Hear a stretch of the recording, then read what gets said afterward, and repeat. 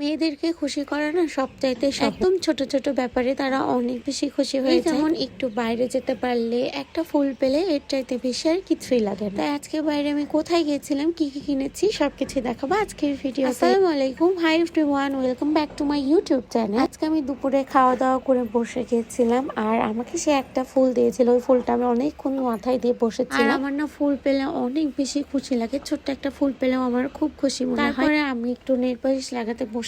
এটা কিন্তু ঘুমানোর আগে হুট করে আমার মনটা চাইলো আমি ঘুমাবো, তার আগে একটু নেল পালিশ লাগাই। আর দুপুরে খাওয়া শেষে আমার না ঘুমালে একদমই হয় না। ডার্ক কালার নেল পালিশ, একদম ডিপ রেড, ওইটা আমার খুবই পছন্দ, কিন্তু আমার বাসায় ওইটা ছিল না, এই জন্য আমি অ্যাশ কালারটাই লাগাচ্ছিলাম। সবকিছুর সাথে কিন্তু অনেক সুন্দর ভাবে যায়। আর ডান হাতে লাগাতে আমি ঠিকঠাক ভাবে পারি না, তাই সবসময় আমার বাম হাতেই নেল পালিশ লাগানো হয়। নেল পালিশ লাগানো শেষ, আমি কৌটার মুখটা লাগাই, একটু নিজে নিজেই ঢং করে বিছানাতে চলে যাই। 3টা বেজে গিয়েছিল। বিকালে ঘুম থেকে উঠে আমি আবার একটু বাইরে যাব, আমার টুকিটাকি কেনাকাটা ছিল, আর একটু ঘোরা হয়ে যাবে। এবার ইদানিং কসমেটিক থেকে শুরু করে ড্রেস, এইগুলা কেনার চাইতে না টুকিটাকি শপিং করতে বেশি ভালো লাগে। 0 পয়েন্টে, আর আমাদের রাজশাহী তো অনেক বেশি সুন্দর, রাস্তার লাইট গুলাও খুবই সুন্দর। কে কোথায় থেকে আমার ভিডিও দেখছো অবশ্যই আমাকে কমেন্টে জানাবে। 0 পয়েন্টে দেখলাম যে একটা মামা স্ট্রবেরি বেচছে। কয়েকদিন আগে স্ট্রবেরি তো 2500 টাকা কেজি ছিল। স্ট্রবেরিতে হাত দেওয়াই যাচ্ছিল না। এখন দাম একটু কমেছে, তাই আমি মামার সাথে দামদার করে 100 গ্রাম নিয়ে এসেছি। 100 গ্রামে তোমরা 4টা থেকে 5টা পেয়ে যাবে। এরপর আমি আর কয়েকটা জিনিস কিনে তারপরে রিক্সা নিয়ে বাসায় চলে আসি। বাসায় এসে দেখি আমার আম্মু আমার জন্য দুধ রেডি করে রেখেছিল। 1 কাপ দুধ খেয়ে আমি যেগুলো কিনে নিয়ে এসেছিলাম ভাবলাম তোমাদের সাথে আনবক্স করি। আমি আসলে কিনতে গিয়েছিলাম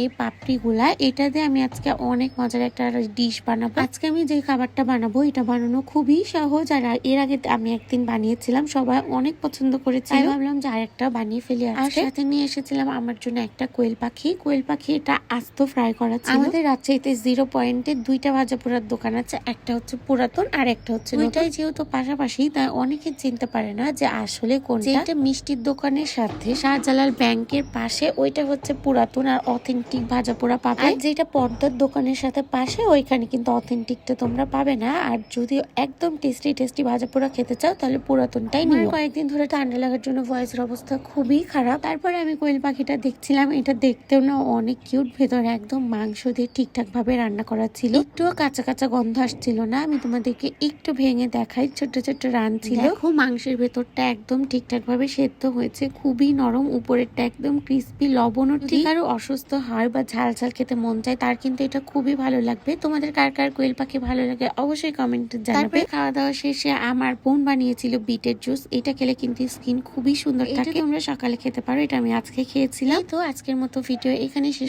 ভালো লাগলে অবশ্যই লাইক কমেন্ট করো, চ্যানেল সাবস্ক্রাইব করো। আল্লাহ হাফেজ।